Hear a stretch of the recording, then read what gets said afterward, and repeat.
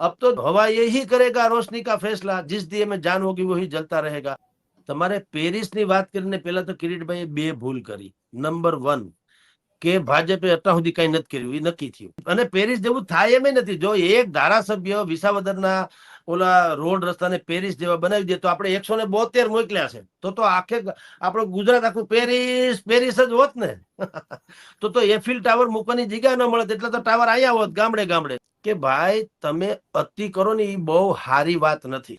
સભા હોય ગામડા ગામમાં, માઇક હાવ ઠોબારા જેવું હોય, લાઇટના ઠેકાણા ન હોય, અને તોય પાછો આમ લાઇટ આમ લબક જબક થતી તો શું કે ખબર છે બોલવા વાળા કે બૂસ સાંભળી લે, ઓલા બધા કે બૂસ ગોળ્યા માઇક હરકી કરો અમને નથી સંભળાતું। એટલે આ બૂસ ક્યાંથી સાંભળી? બચુભાઈ કે મને નથી સંભળાતું।